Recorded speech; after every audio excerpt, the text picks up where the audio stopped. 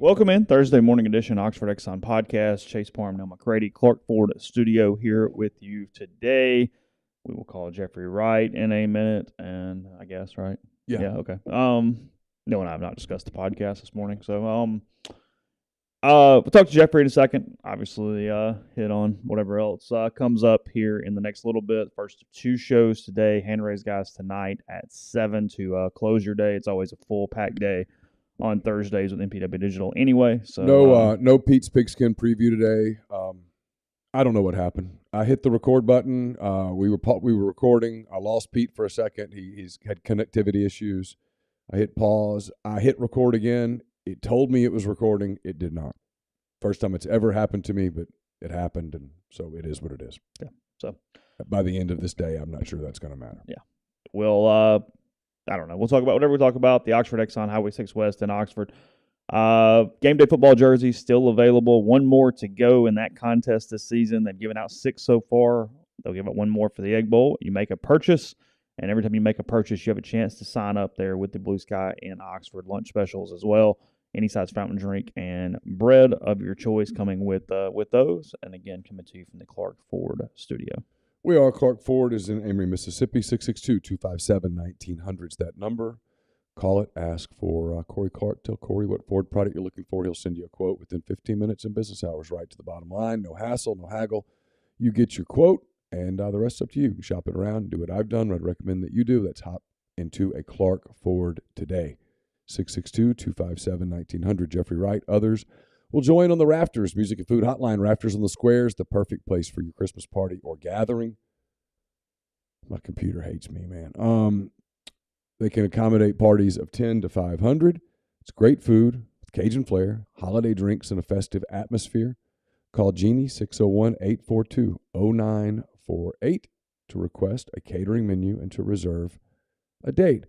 We won't have Pete's Pigskin preview, probably because I screwed something up. But regardless, go visit Walk-Ons. They put everything they've got into bringing you game day with the taste of Louisiana. Dig into their mouth-watering, made-from-scratch Louisiana cuisine, po' boys, gumbo, voodoo shrimp, plus fan favorites like juicy burgers and fresh salads, all in front of 70-plus TVs.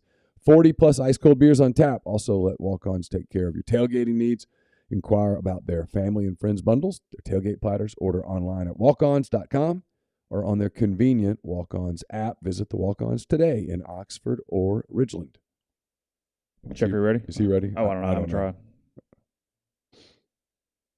Do you mind just checking with him real quick? Yep. We will have McCready and Siskey today at 2. If Tyler doesn't win this week, he's just not meant to win because if he's done 1 minute of research on his picks, he's ahead of me. And I suspect that that's not going to change between now and 2 o'clock. Well, Kimmel and Greg have shown you that sometimes that's the best path to success. We're about to find out. I'll tell you that. We're about to. You haven't dove into Big 12 action today? No. Not So much. You were aware of what I was doing late last night because I was on the phone with you late last night. I was exhausted. My suspicion is that I hit the wrong button when Pete came back.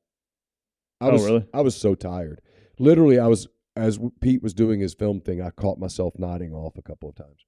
Not because Pete's boring, just because I'm exhausted. It's about to get worse. At least you're not driving to Fayetteville tomorrow. I'm almost looking forward to driving to Fayetteville tomorrow. Yeah, because, zone out a little. Well, I'm going to turn everything off and just kind of get my thoughts straight. Yeah. He says he'll be in studio in 5, but can do phone now, so it's up to you. All right. Well, I called him via Skype, correct, on his phone? Yeah, we've had issues with FaceTime audio with connectivity. I don't know why, but it has been messing up. I'm just gonna call him on Skype. Okay. Why don't you talk to the people for a minute, and I'll pull that up. Yeah.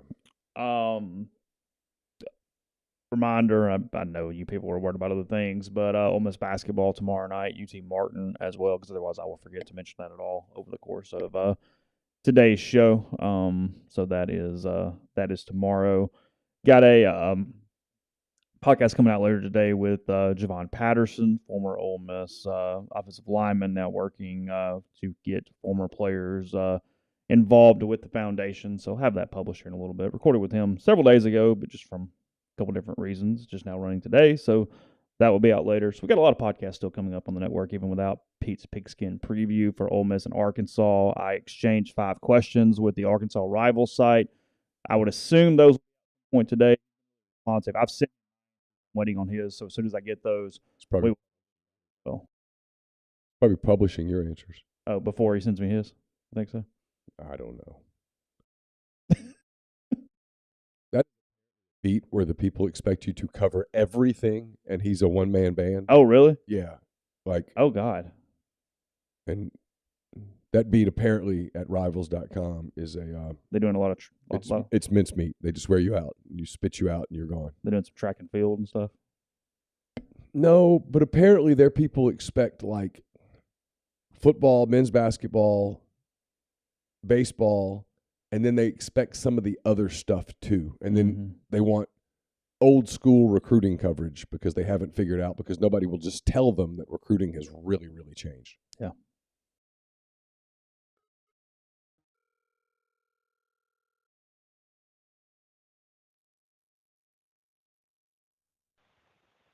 Good morning. What's so good about it? I'm sorry. Oh, good morning. How are you? Well, it's a Thursday in November, Neal. It's a Thursday in November. That is truer words have never been spoken. Like I wrote on picks this morning, we're about to find out, and I just was telling Chase, we're about to find out whether just gut feeling works on picking games, because I don't have time to research. Well, but more importantly, where was my preamble? I mean, what a triumph for the ages to just see someone just down on his luck that just scratched and clawed his way back to the top. I mean, I presume that you'll chronicle it after the season when you get a little more time. But again, yeah, well, I was going to know where you stand. That was where I was going to go this morning, and the triumph of the human spirit. Let's just say that my ability to multitask was being tested, and the ode to Jeffrey Wright paid the price. But if you continue with your momentum and you overtake Parham here, you will get your just due. What is it with you traveling to Arkansas and coaching searches? Is there symmetry there? Is there symmetry? I don't remember. Before Arkansas, you and I were sitting in the press box, and that was when you found out Hugh had the Florida offer. Oh, is that right? Yeah. Yeah, okay. I can't remember stuff like that. I remember being in Lexington when I knew that Nutt was getting canned. Yeah. In Nashville, when I realized he was in deep. You also knew it in Vanderbilt when. Yeah. When Pete Boone told you on the record it was unacceptable. Yeah. That was kind of a clue. That was what they call a tell in the business, boys and girls. So I made a post a little while ago. For those that don't subscribe to rebelgrove.com, now would be a really good time. It's the same price that it was when Washington crossed the Delaware back in the day. It's there if you want to read it. I'm going to keep it behind a paywall, although. In fairness, though, when Washington crossed the Delaware, it was in pounds. Now it's in the dollars. So yeah, it might actually be a little cheaper. It was really expensive then. I mean, $9.95 a month back then was pretty costly. Yeah. It's my understanding, and I feel awfully confident in the sourcing, that Lane Kiffin doesn't have an offer yet. That Auburn actually has not completely zeroed in on one person. They're still deep diving on 2. In fact, they were doing a lot of Hugh Freeze research earlier this week. A lot. They're diving deep into Kiffin as well, because it's going to be real here. There are personal things in both men's pasts, as there are in most people's pasts, that they want to make sure that they are fully understanding of before they invest multiple millions of dollars in that person. But it sure sounds like it's going to be Kiffin, because I think Cohen's not stupid. He knows that's who his people want. He knows that's who Jimmy Rain wants, it's my understanding. Jimmy Rain really was infatuated with Dan Lanning. They inquired on Dan Lanning. It went nowhere. And Kiffin's the next guy. Now, there are people over there that are making this report that that Kiffin has an offer. It is my understanding per multiple sources that he does not have one. If Lane Kiffin gets an offer, would you anticipate that he would go to Ole Miss and let them try to counter, or do you think that's that? No, I think he would go to Ole Miss with all of the leverage, and I think if he got what he wanted, I think Ole Miss could keep him. Now the question is, can Ole Miss give him what he is that counter offer? The question is going to become, can Ole Miss actually counter the counter offer? The question I have is less about salary and more NIL. It's just NIL. It's can you put NIL together? And because to this date, and Chase can probably weigh in on this better than I can, but to this date, it doesn't sound like they've been able to gain real traction as it pertains to NIL. Now they've got Grove Collective members are up or whatever. I don't know what's in the NIL. And look, Auburn is talking this massive number, and I can't sit here and tell you it's not true. I cannot sit here and go, Auburn doesn't have $12 to $15 million in an NIL. I don't know that.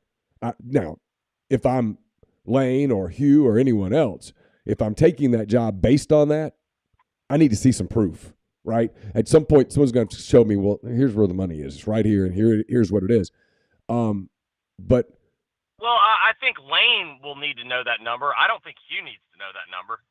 No, that's a good point. Hugh will take the Auburn job if the Auburn job is offered. I was told that emphatically, and duh. I was told Kiffin, it was likely was the word. Not a certainty, but likely. That was late yesterday. We lose you? No, I'm here. Okay. But,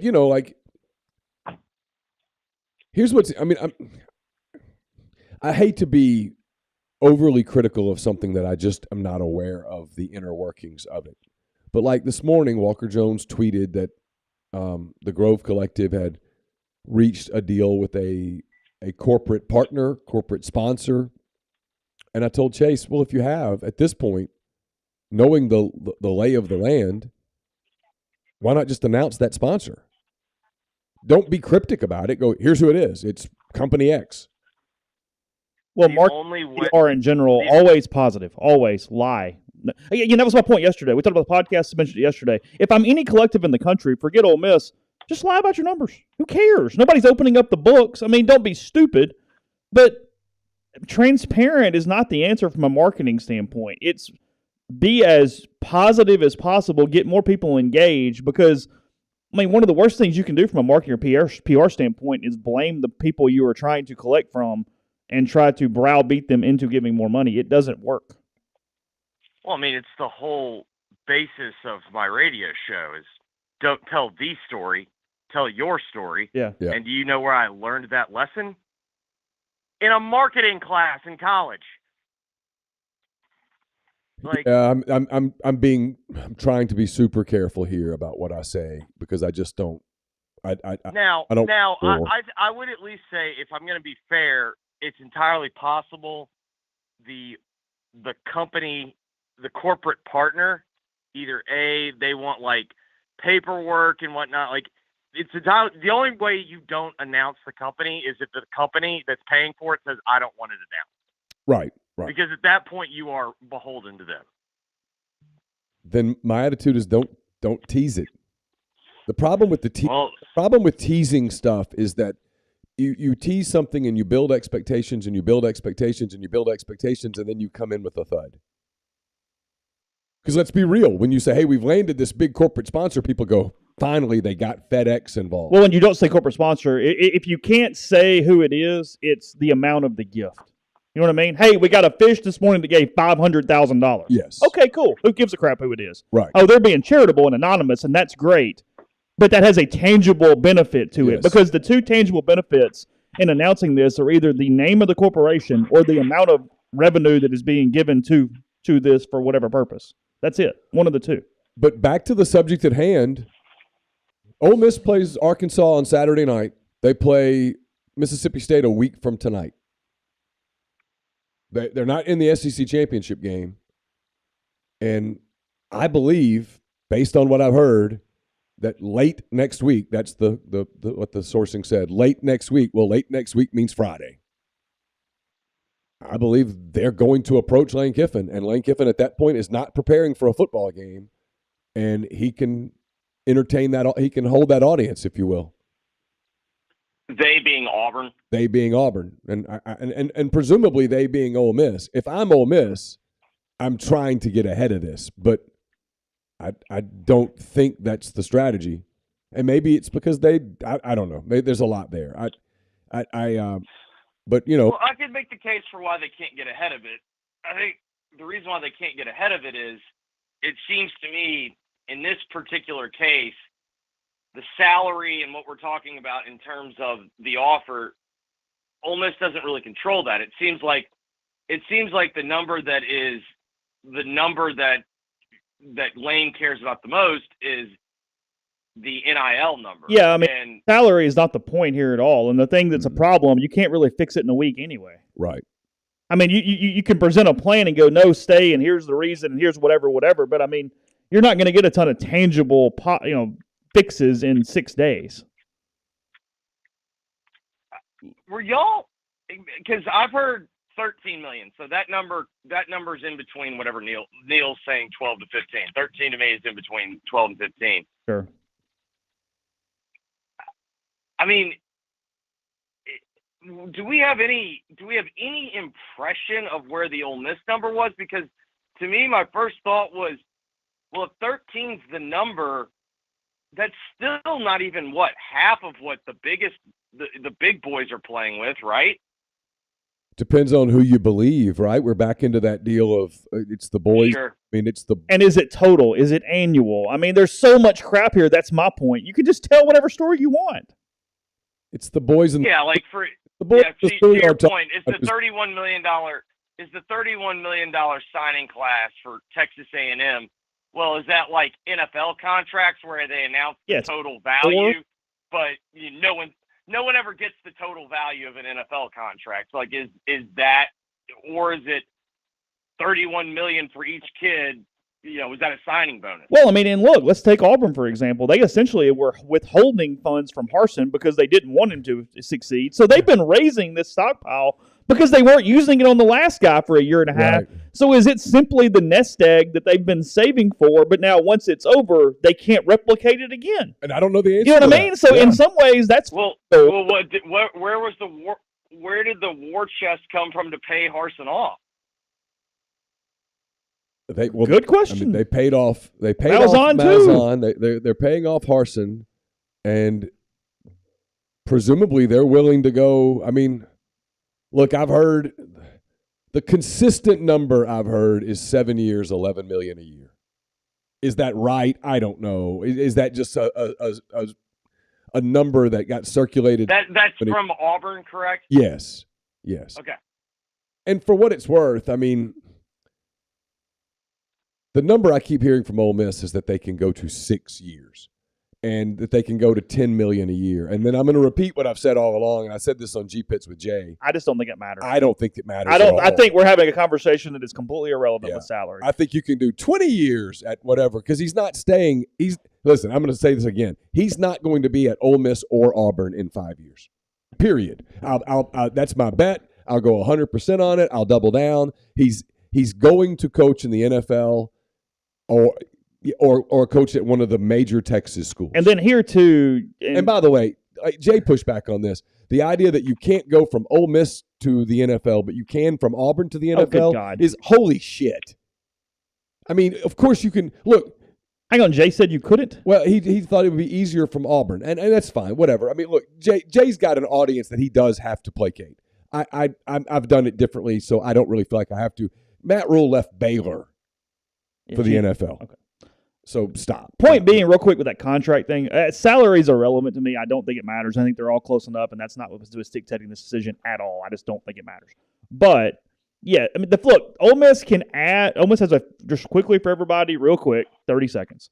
Ole Miss has a 4-year state contract maximum. We all know that. With the foundation, you can do a bunch of auto rollovers and roll it out however long. But press matters here to an extent, especially to Lane.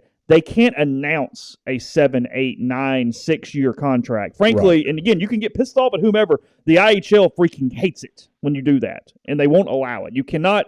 The press headline will be 4 years, no matter if it's 14 years. Right. So a lot of that stuff, it becomes back to perception, reality. Who cares about what? I don't know, because it doesn't freaking matter. But they're not going to announce a 7, 8-year contract. They're just not. So one of the things I was told, and this starts to run together because I've kind of worked on this, Chase, 2 months? Sure. The Auburn thing has been on the radar for a couple of months, and I've been on the phone with people about it for a couple of months. One of the things that I've heard Lane wants is a public discourse of how much money Ole Miss has in NIL. And at least to this moment, I've not seen anything along those lines from the Grove Collective. That's my point. Just lie. Just throw a number out there. Who cares? So I guess my question is why? Is it because they don't want the number out there, or is there some restrictive element? Like that's. I mean, I'm sorry if this is no duh. No. I have an opinion, and I'm sitting here deciding whether or not I want to express it. Because it's a negative opinion, and it's really negative, and I could be wrong. So the obvious answer is they don't want the number out there because the number won't make them look good. Or they're just hung up on the privacy of it all. They don't want to get it. They don't want to. It's the. Aren't you always hung up on privacy when you know that you're not gonna be presented the best? I don't know. Look, we've watched this because we did that first NIL deal with Chance Campbell before last season, and we started having conversations with Grove Collective. It was the day of the AFC Championship game, so January. Okay. Go Bengals. Yeah, go Bengals. Big. I like the Bengals over the Chiefs in that game. And they were grassroots at that point, and we had a meeting with Walker Jones and his people. September, I think. But okay, yeah. I mean, and they were taking it over, and to be frank, Case may have. I haven't had a single interaction with them since then. So we had all the podcast kerfuffle that went on that weekend, and I think I had one more phone call maybe middle of the next week. And now Liston. Oh, is that when y'all weren't good Rebels? And that's from a Walker standpoint. I talked and met with Liston more recently, and they were incredibly helpful for the Quinshon Judkins feature story that Brian wrote last week. And no, they were that was Grove Collective assisted to a large level. But beyond that, that's kind of where we are. I don't know anything else about their happenings. Let's put it that way. Yeah. Yeah, I mean, so I guess the bigger question that I have is, what are we? Does anyone have a guess at where Ole Miss fits in the pecking order? Because I'll be honest, of all the things that I hear concern about, doesn't that seem to be the one that's the biggest concern in terms of if you're trying to analyze the situation? Because in the end, what we're talking about is, okay, what is the salary cap? And if you're going to take any sports job, isn't that the number one concern? Well, because here would be my concern if I'm Lane Kiffin, and this is somewhat informed. This would be a question I would have if I'm sitting down with Ole Miss late next week to discuss what the hell I'm about to do. Okay, we stopped the stadium reconstruction project under the auspices, at least in part, of, hey, we need to put that money at this point towards NIL. That was going to be, what was the stadium going to cost, Chase, over the course of time? I think it was 150, wasn't it? Way more than that. I thought it was even more than that, but either hundreds of million. Okay, so we're not going to raise. I think Chase is right. I think the first phase was like 150. I think it was 350 total, something like that. So we're not going to raise that money right now because we want you to redirect to NIL. We want that money redirected to NIL. That was when was that announcement made? You're better at time. Yeah, I mean, I think the summer, right? Yeah, 5-6 months ago. I don't know. So let's call it 6 months just for clarity. 6 months later, where is that money? Has that money been raised? Is it for NIL? And if so, how much is it?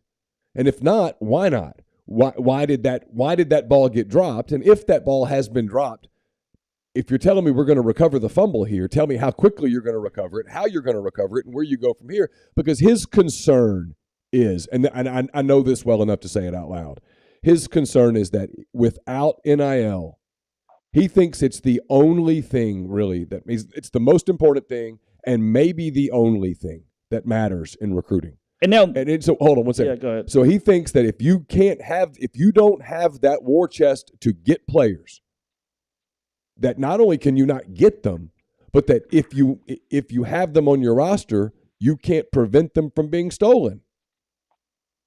Yeah, because a couple things here. Yeah, look, construction costs also played a role here, but because they don't know when they're going to start it back because of construction costs, it just made sense. But this is also one of those deals where, hey, moving forward, don't put the money there, put it here, because the first part of the pledges went to the Manning Center. And that's fully funded for 2023. Right. They got to do some other stuff, whatever. Mm-hmm. Point being, it's kind of a moving forward standpoint. And look, the foundation can do a lot of legwork to assist the Grove Collective. They can't literally run the credit cards. They cannot collect the money. That is not allowed. You cannot facilitate it directly in that way. So that still comes back to the Grove Collective needing to do that step of the process to actually secure the funds into existence. You might have nothing. Yeah, I was just kind of breaking. Yeah, I guess my other question is, when you're like, well, they can't do this, says who? Doesn't seem to me like that there is a whole lot of can and can't do's right now. Well, I think that's sort of what a lot of coaches are looking around. Like there are coaches at other programs that I know are disgruntled because of NIL who look around and go, in an ideal world. And Lane's one of these guys, by the way. In an ideal world, there's a cap. There's regulation on this that gets it under control, but there's no sign whatsoever that the NCAA has any taste for that has any interest in that. And so without that, it's a free-for-all. And in a free-for-all, it's bigger is better. More is better. The more you have, the better you can be. That's the deal. And so it becomes a measuring contest. And so well, isn't there also another pun absolutely intended elephant in the room? Yeah, for sure. That elephant's absolutely in the room, and it's the part that Auburn doesn't want to acknowledge. But Kiffin knows it, per people who have talked to Kiffin. He knows that you can get the Alabama job from Ole Miss. You cannot and will not get the job from Auburn. I'm told, and Chase Mike can vouch for this at this point. I don't see any point in continuing to be like cryptic about it. There are 3 college jobs that I'm told he views are head and shoulders above the rest of the country in the current environment.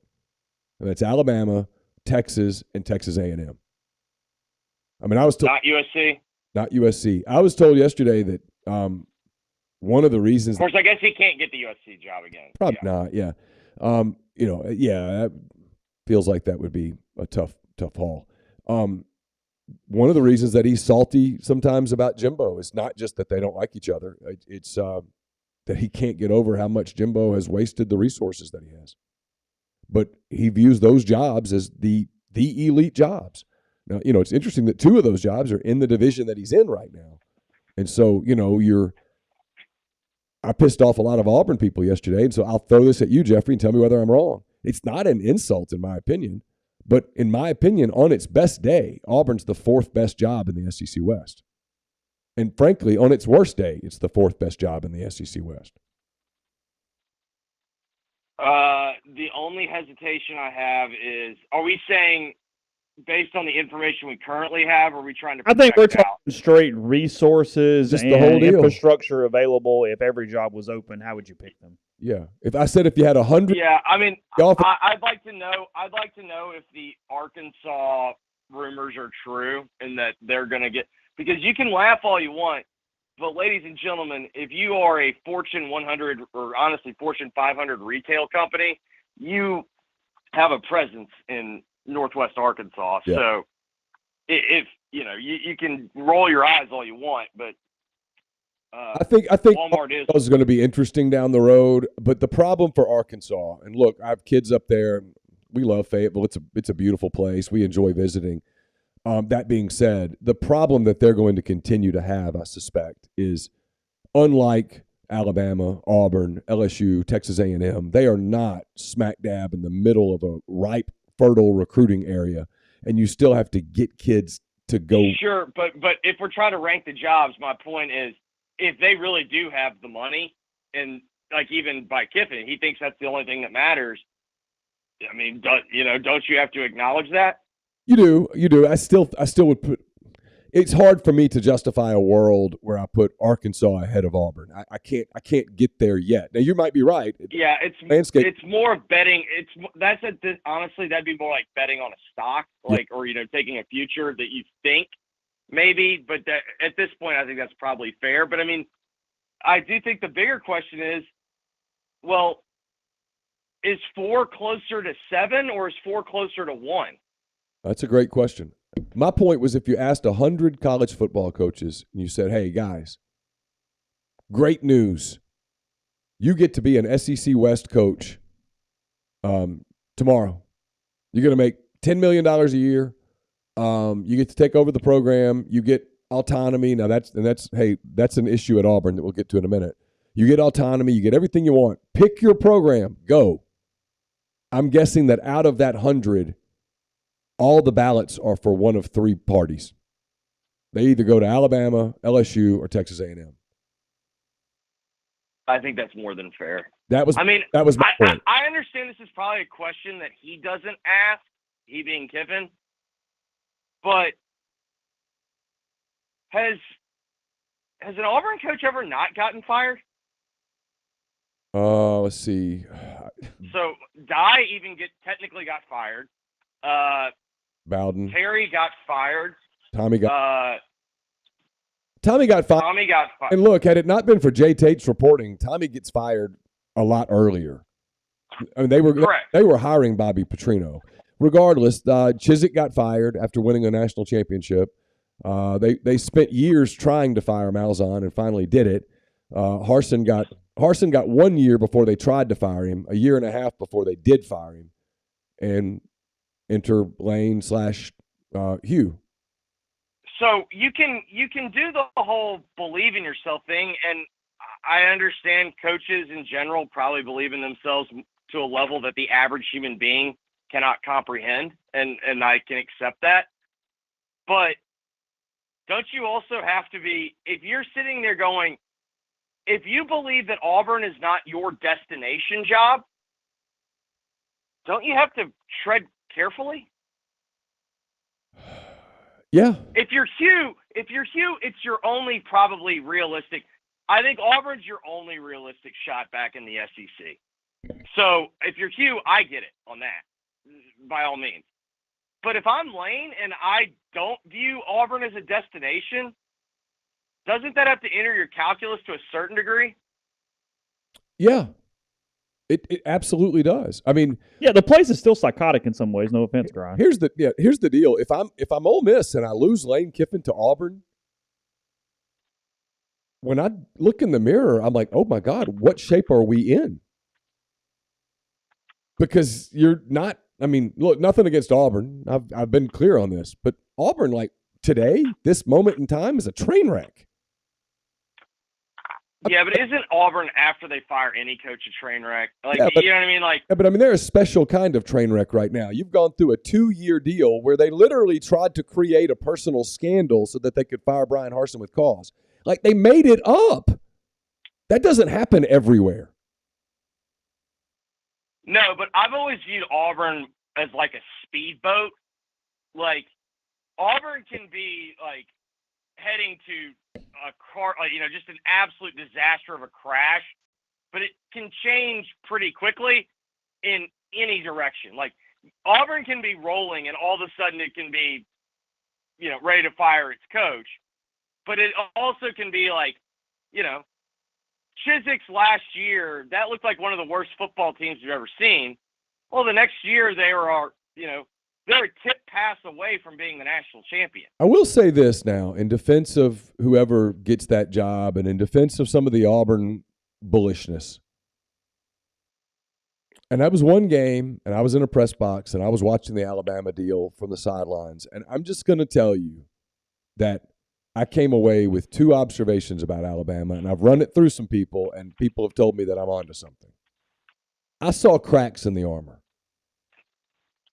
I saw a special quarterback will them to a win over an Ole Miss team that's not the most talented team in the world. It's kind of thin, frankly. You do the deal on the Ole Miss deal where you take the binoculars, guys, and you go down their bench and you look at guys who aren't playing and you go, what's his deal, his deal, his deal. There is a lot of dead wood on that roster. I mean, a ton.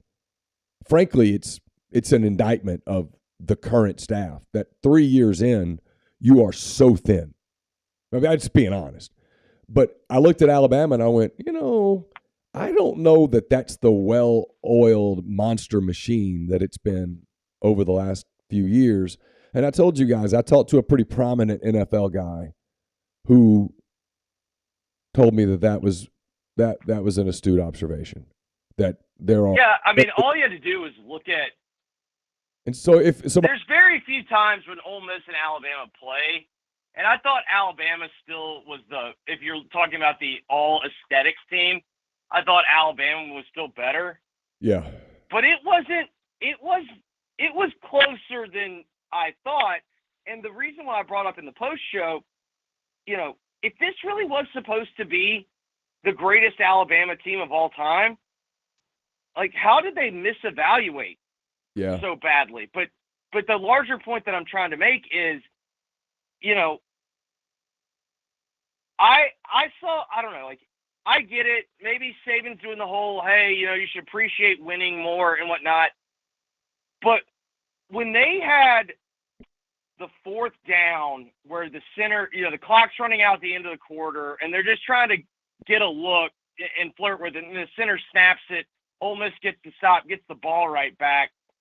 Saban went and kind of ripped them a little bit, but I don't know, man. Like, and maybe this is just projecting and whatnot. Like, I don't know. I just kind of sat there and wondered, is he done? He's gotten a little softer. He's human. He's older. He's 71 years old now. He's a grandfather.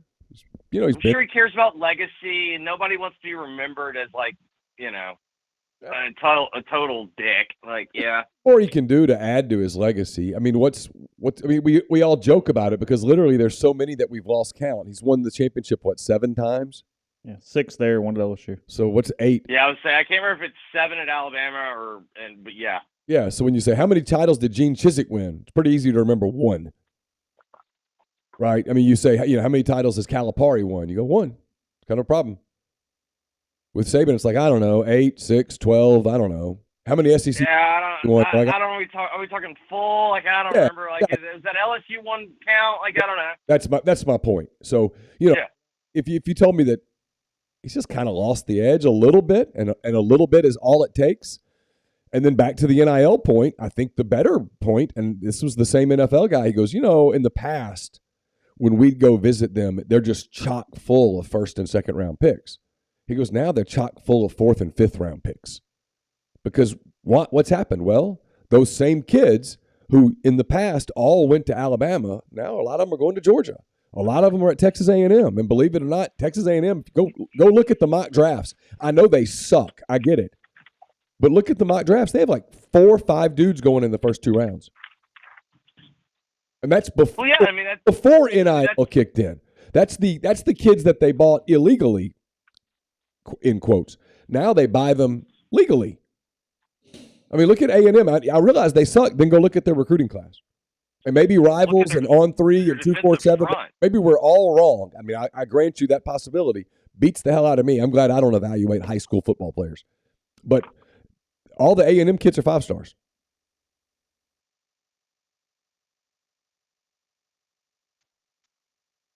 Yeah, I mean, I am – my whole deal is it's where I wonder, though, like,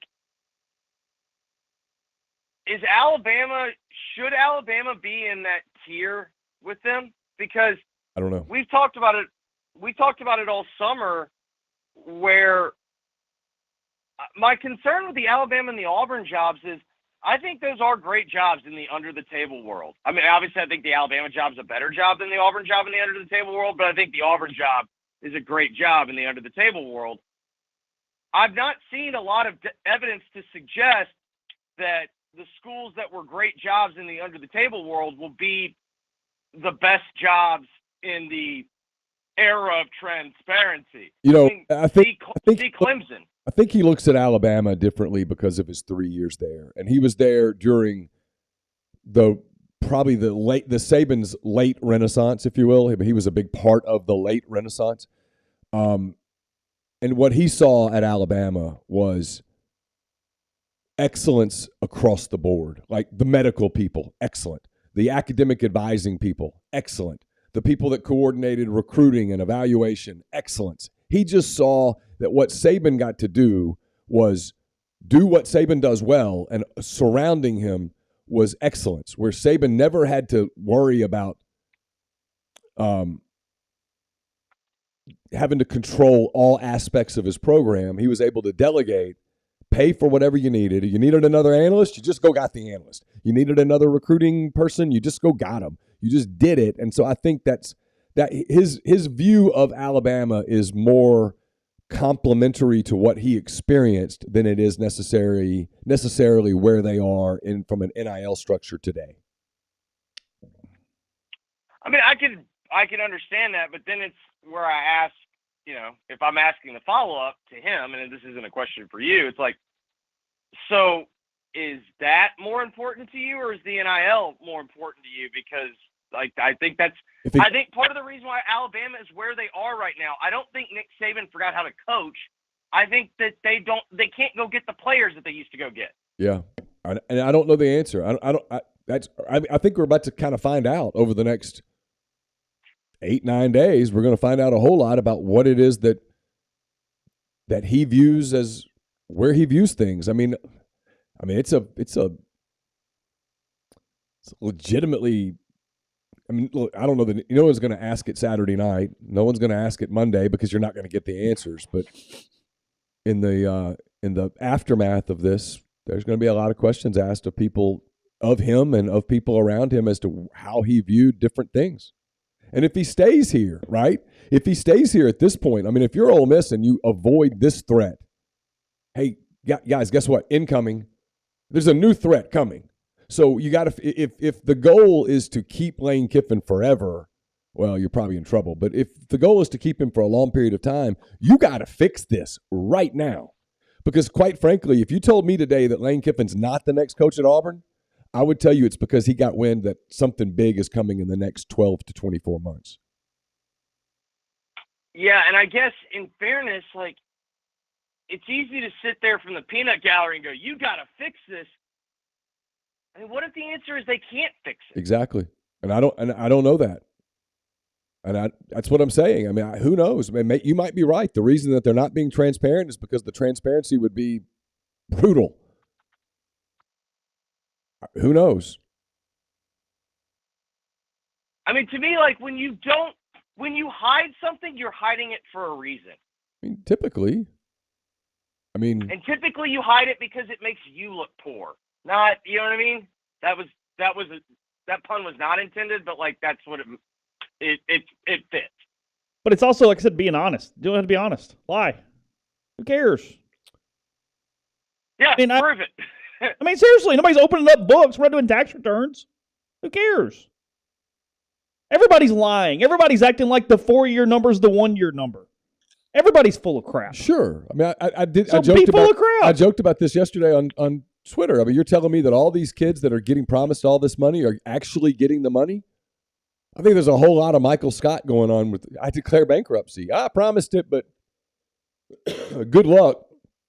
Take me to collections, I suppose. I mean, how's that work? It's the Donald Trump. It's just say you're a billionaire. Well, it worked for Trump. Yeah. I mean, it did. It worked. I'm not talking about politically. It worked in the business world. Yeah, no, I'm just saying, in general, whatever. Yeah, you just tell everybody, hey, we're the best. We make the best this and the best that, and we have the most, and we're the best. And okay. It's. I mean, so much of everything is self-marketing. Like everybody keeps saying, hey, A&M's going to not fulfill these promises, and kids are going to leave, and the next kids aren't going to go there. Well, guess what? Yeah, some kids are going to leave, but to this point, it looks like the next kids are going there. So they just promise. You just make this. It's almost like most human beings are kind of all wired the same. Yeah, if you're gonna pay me the most, okay, sure. Yeah, and you're promising a bunch of 17 or 18-year-old kids and the people around them who are naive. By the time they realize that the promise wasn't real, they've already played 12 games. Yeah, and they'll go find somebody else in the portal to do it again. Yeah. Or another high school kid. Yeah. They're just kids. Just because they run fast and jump high. Well, I mean, the kids even, they get the second payday. Yeah, of course. And sometimes the third. And well, I mean, that's another subject for a different day, but it's coming. There is a at that point we might as well just allow trades. There's a belief out there in some coaching circles that what's coming is a wave of appeals of kids who have already done the portal, asking to do it again because their coach left, and there's a belief in some coaching circles that those appeals are going to be granted like candy. Just here's trick or treat. Here's your bag of sweet. I mean, that seriously might be we always talk about what the thing is that breaks the back. That might be it. Because at that point, there's 10 problems with that go beyond functional. Could be. I mean, they it was on the agenda and they ruled against it. Yeah. Because the coaches don't want it, but the NCAA is not showing a lot of teeth as it pertains to doing anything that quote punishes the kid. Nothing. Well, this is punishing the kid in their world. When the kid goes, well, yeah, I transferred to school X, but I transferred to school X because of Coach Y. And Coach Y just left for school Z. I said, I don't want to be here anymore. The NCAA is not showing the teeth lately to go, well, so what? I mean, you knew what the rules were. Mm-hmm. So sit out a year. They're kind of showing a, you know what? That's a good point. We don't want you to be traumatized. So here's and now that starts killing NIL and kills fan bases. You're done. Agreed. The sport falls apart at that point. Agreed. But it's out. Here we go. I mean, please tell me. Please tell me so far, either of you. I know Jeffrey, you got to go. Please tell me so far, either one of you, give me an example of something that the NCAA has done as it pertains to recruiting that shows you that they're really, truly concerned about the future of the sport and not just their image and getting sued. Please, feel free. The floor is yours. No, never. I know you got 10 seconds, Jeffrey. Ole Miss or Arkansas winning Saturday? Who knows? I picked Ole Miss just because I think Ole Miss is still playing hard. I'm not sure I can say the same for Arkansas. Yeah, that's me. I just think Ole Miss is a little better, so I picked them. But nothing Saturday would surprise me at all. I mean, I have thought Ole Miss is going to go to Fayetteville and win before, and I'm not. I can count the number of times I was right. Yeah, I mean, I'm done counting. It's one team that's 5-5 and has some dissension going on against another team that I fully anticipate is going to be flat and distracted. I think that's more than fair. Yeah. But I think that flat team can run the ball. I do too. That's why I picked them. Yep. Yeah. Thanks, bud. All right, boys. That was Jeffrey Wright. As always, him on a Thursday. Appreciate his time as always. You all right? Yeah, headphones. I'm kind of. I was trying to avoid getting helmet hair, so I had them like in the back of my head. I'm worried about that too. Yeah, you are. Yep. Always worried about helmet hair. It's like the joke in our house. I'll walk around after I shave and say, "You like my new haircut?" Yeah. Ole Miss was a question, which is fair. Said, so what's to do with Neal and Chase saying we're above average NIL since the beginning, but now hitting the abort button? Ole Miss was early on adapters. They got involved quicker. They had a state in Mississippi that has really relaxed a lot of rules and policies. I mean, the state has done everything legislatively to assist in NIL. I mean, if that's something that matters to you, they really have. They've done a ton. They're willing to do more. I mean, I spoke to multiple representatives who were willing to push the 4-year max out, or at least try if that's what schools wanted. I mean, gave it up to the schools to go, hey, do this. Like, what do we think? It's gotten, at least publicly and also anecdotally, because the last couple days have been a lot of people telling me, hey, there's this problem and this problem and this problem and this is happening, this is happening. It's just kind of hit a stall relative to other schools who, whether it be completely real or whether it be a bunch of bloviating nonsense, I have no idea. I haven't seen the books. Either way, there's more public positivity and momentum in those places right now from an NIL standpoint. I mean, you look at it yesterday and, look, Neal said this. I'll take his word for it. I mean, Chris Lowe last night tweeting, he's on Ryan Brown yesterday. He made it hyperbolically, but that's a media death knell in some ways that that is a tough blow when he says, hey, Auburn has 10 times the NIL. Even if it's hyperbolic, that's right. all over the internet. I mean, Suddenly that becomes real. And that's why I'm talking about lying or promoting yourself in positive ways versus, Walker's tweets about, well, we only had this. Like, no. Positivity. Yeah. And say good things or say nothing is the point here. Nothing because against Walker, but some of the stuff he tweeted last night was just downright stupid. Yeah. I'm sorry. Let's just be real here. That was idiotic, some of that stuff. Like, what are you doing at that point? My point is, when Chris Lowe says that, tons of people inside all the NILs, fans who are trying to donate, they take it as gospel. They believe it. And the Ole Miss fan goes, oh, hell, we're that far behind, forget it, potentially. Yeah. Instead of, hey, no, we got a sponsor, we're going, no, we're on this. They allow the media, the lack of exaggeration, public nature, as Lane is wanted or whatever, all those different things, that allows the media to create ad campaigns positively or negatively depending on which way you have gone with your own PR, basically. Because the media will be more than happy to tout whatever you've done. I mean, look at the crypto market right now. Right. You got guys who've gone all over the place, and everybody goes, no, it's fantastic, just because they said it was. Same thing. Right. Again, nobody's pulling out tax returns. I mean, so no, that's why it's complicated. What? Just complicated. It's complicated. I mean, my answer to why did I think they were middle of the pack, because that's what I was told. Well, they were early on. I mean, look. That was a year ago, though. It's not incorrect. Liston is the only one that jumped out there and said, nope, we're going to take it by the horns, going to give this a shot, and put some infrastructure in place. But it got way too big for him. It did. That is an accurate thing. It was always going to get too big for one person doing something part-time. And in some ways, it's why you have to be. I'll take Ole Miss out of this. This is just collective in general. Use X, Y, and Z because people get hung up on names and stuff. And I'm talking bigger than that, so I don't want to do that right now. I'm going to cloud the message. It's also where collectives need corporate assistance from a hiring standpoint, and you have to be really efficient with your hires because it's sort of a catch-22. You got to raise as much money as possible here. And you need to raise all this money. You need to make sure that your overhead's low. You need to make sure you're giving the majority to the athletes, because then the donors are pissed off going, hold on, you're keeping 18%? Whoa, I'm not giving all of a sudden. But at the same time, you need really effective staff to fundraise and market and handle everything.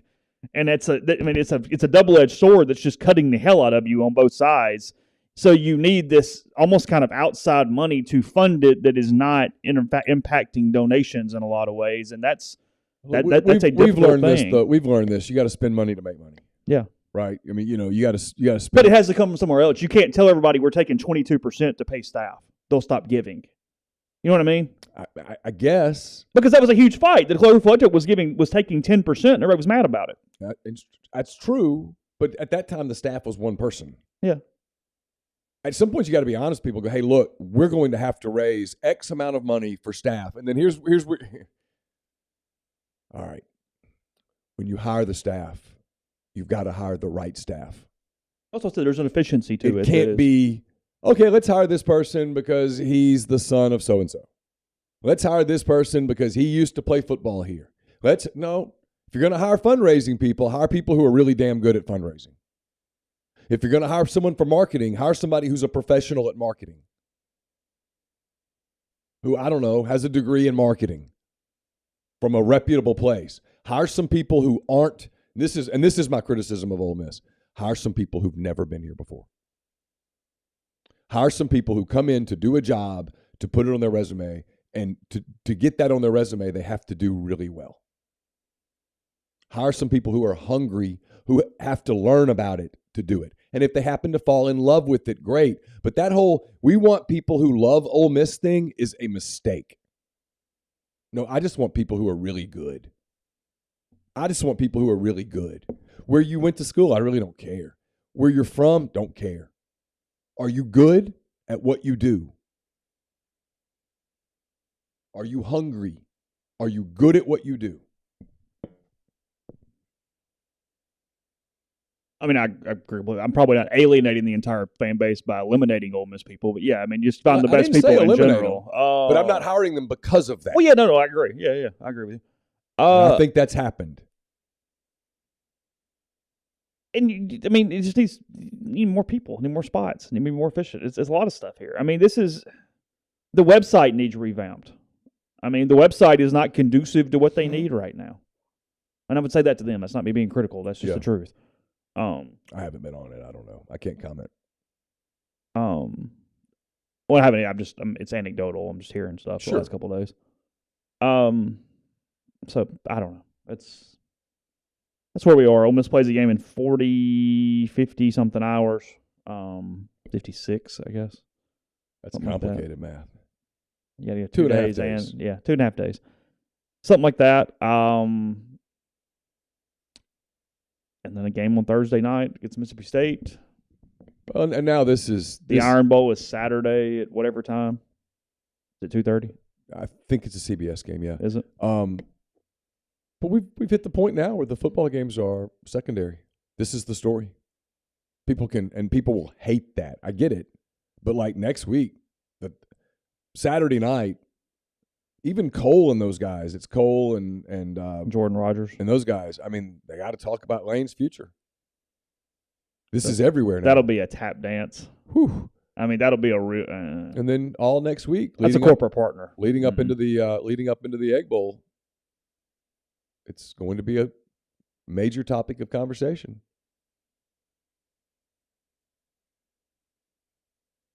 And then.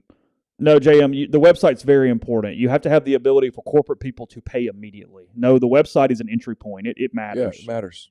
The key. It doesn't matter the most, but it matters. No, it's important. Fundraising 101 is that you always have to have the capacity to take people's money right then. Yeah, I mean, literally 101 is if someone wants to give you money, take it that moment. Right, that moment. Don't go, hey, we'll call you in a couple days. No, right now. Change their mind. Yeah, carry around one of those little things and swipe it. Yep, sure, here. Yep. Done. We'll send you a receipt. Yep. And a hoodie or whatever. Whatever. Mm-hmm. I mean, look, I don't think this is permeating through the players. I mean, Arkansas is not more likely to win this game because of this going on right now. No, I don't think that. I just think you've got. I mean, who cares? Number one. I mean, number one. It's we've finally hit that point. It's an inconsequential game. What are the consequences of the game? For Arkansas, it's whether or not the Missouri game is an ultimatum to get into a bowl. For Ole Miss, it's which bowl. But it's not a championship. And it's not impacting a decision that's getting made in the next 7 to 8 days. Doesn't matter. The game matters, I get it, but it doesn't matter. Long term, it doesn't matter. What matters is this over the next 8-9 days. Auburn's not going to back off Lane Kiffin because Arkansas beats Ole Miss. That won't factor in. That's not the way they think. So, I'll stick to it. It's an inconsequential game. Ask it this way. Because look, if Lane leaves, the program is. I mean, if he stays, his program's where it is, and it's whatever. If he leaves, does 10-2 make the job more desirable than 8-4? No. Because at 10-2 or 8-4 or 9-3, which are the three choices, whoever would come in is asking two questions. What is your NIL situation? Because I know of a coach at a pretty prominent program right now. I was wondering how you're going to phrase that. Who is interested in getting out of where he is and has at least one portion of an eye on the situation at Ole Miss. Sure. But his first question, I know this for an absolute fact, what's your NIL? What is your situation? So we are not talking about John Sumrall or Kane Womack. No. A much higher known name than that. A bigger profile name, much higher profile name than that. And don't ask, I'm not doing it. Don't do the guess thing. I'm not going. I'm not doing that today. But that, so whoever gets that, if the Ole Miss job opens up Saturday, or if it opens up a year from Saturday or 2 years from Saturday, this is now the question. Because as you said, when Chris tweeted that yesterday, or said that, now every coach in the country, Chris Lowe is one of the most respected journalists among coaches in the country. Because he's not hot button. He's almost deliberate. He might be the most respected. Yeah. Okay? When coaches allow someone to get embedded with their program for a while, that's a sign of trust. And they let Chris do it all the time. Chris knows all these guys. So for him to write that was powerful. For him to write that for Ole Miss, listen, if you're out there at Ole Miss and you're happening to watch this and you're pissed off right now, you need to understand that what Chris, by tweeting that, you're on the clock. Because now, whether it's Lane leaving in a week or Lane leaving in 2 years or anywhere in between, the next person's going to ask about NIL. Well, that was my point. Yeah, Chris saying that, no matter what the hyperbolic nature or anything else was, it was a negative for Ole Miss. It was something they have to combat because it was a very known entity who's not one of these shock jock tweeters. Right. Making a very, very, very damaging quote. I mean, because look, if a coach takes a prospective coach takes Chris at his word, and I think Chris was not trying to literally say 1/10. Okay. Matter of fact, I know that. But regardless, they go, I mean, coaches aren't the smartest people, but they're not the stupidest either. They go, okay, so if Auburn's got $13 million, 1/10 of $13 million is $1.3 million. So that's what you're working with? A&M's got 20 and I got 1? I don't know. Which again,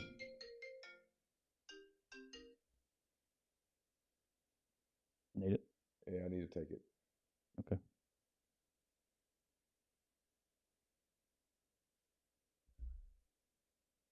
It's going to be that day. But that's, so you got to address that, right? Whether that's true or not, you can address it right away, but you got to address that. Because at some point, at some point, Kiffin's going to leave, even if he leaves 6 years from now. If the current environment remains the way it is with basically no regulation, every coach is going to ask about NIL. It's going to be the first thing they ask about. Because like you said, it's future players and current players. You're doing two different things at one time. You're recruiting two different things at one time. And it all comes from the same pile. Yes. That's what it does. Yes.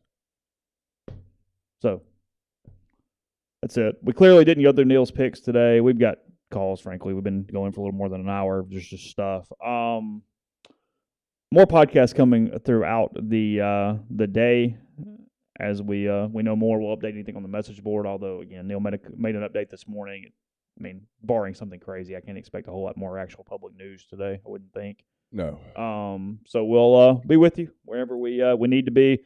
Back for Hand Raise Guys tonight, 7 o'clock start for that one here on the network. It's got a chance to be a hoot with all of you. So we'll see you back there. Check rebelgrove.com in the meantime. Thanks to Jeffrey Wright for his time this morning, as always, on Thursdays, and we'll talk to you again here in a little while.